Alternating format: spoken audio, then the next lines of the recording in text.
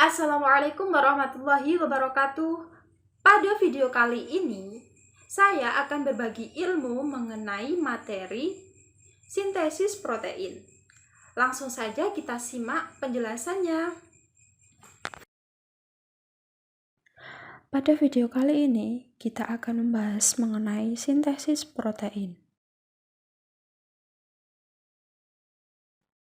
Mengapa sih tubuh itu harus membentuk protein? Karena protein ini berperan dalam transplantasi zat, pembentukan enzim, serta kekebalan tubuh, dan sebagainya, sehingga protein ini sangat diperlukan oleh tubuh. Bagaimana sih proses sintesis protein itu? Proses pembuatan sintesis protein terbagi menjadi dua, yaitu ada transkripsi dan translasi.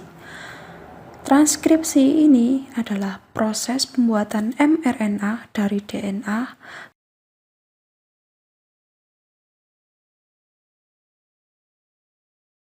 sedangkan translasi adalah proses penerjemahan mRNA menjadi protein atau polipeptida.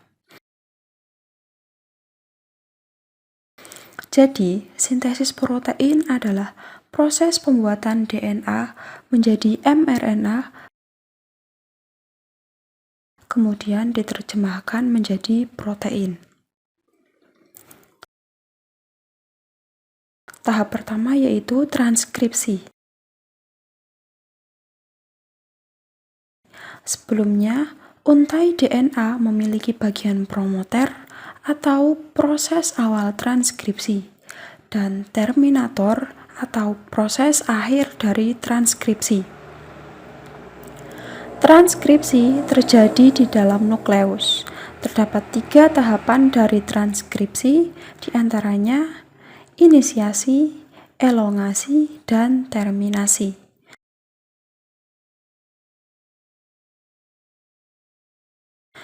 Inisiasi dimulai ketika enzim RNA polimerase menempel pada promotor gen. Kemudian RNA polimerase membuka untai DNA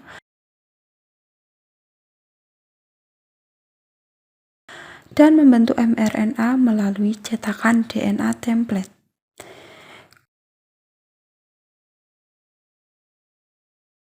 Setelah itu terjadi proses elongasi atau proses pemanjangan mRNA dari arah 5 ke 3. Setelah enzim polimerase sampai di terminator, maka proses transkripsi selesai.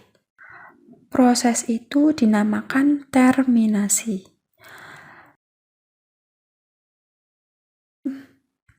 Selanjutnya, kodon atau mRNA akan meninggalkan nukleus melalui pori-pori nukleus menuju sitoplasma dan terjadi proses translasi. Terdapat 3 tahapan pada translasi, yaitu inisiasi, elongasi, dan terminasi.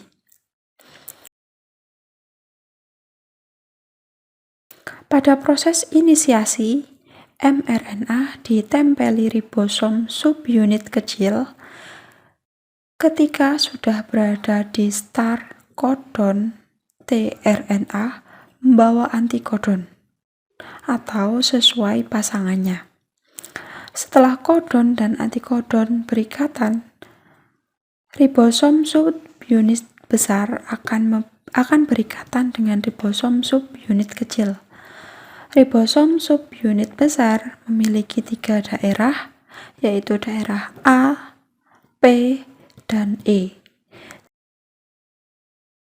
Saat terjadi elongasi, asam amino atau antikodon yang lain akan dibawa pada rantai mRNA oleh RNA-T lalu berikatan. Peptida akan terbentuk pada daerah P. Saat itu ribosom akan bergeser sehingga tRNA akan berada di daerah P dan bersiap untuk keluar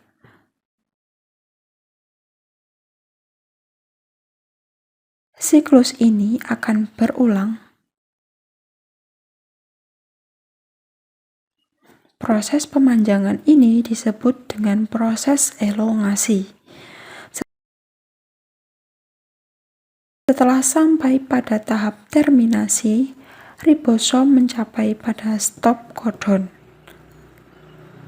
Rilis faktor akan mengisi daerah A dan polipeptida akan rilis atau keluar dari ribosom.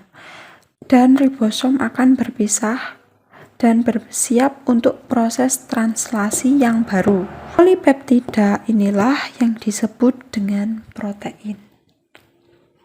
Semoga penjelasan yang saya sampaikan tadi bisa bermanfaat dan membantu teman-teman semuanya dalam belajar. Cukup sekian penjelasannya. Wassalamualaikum warahmatullahi wabarakatuh.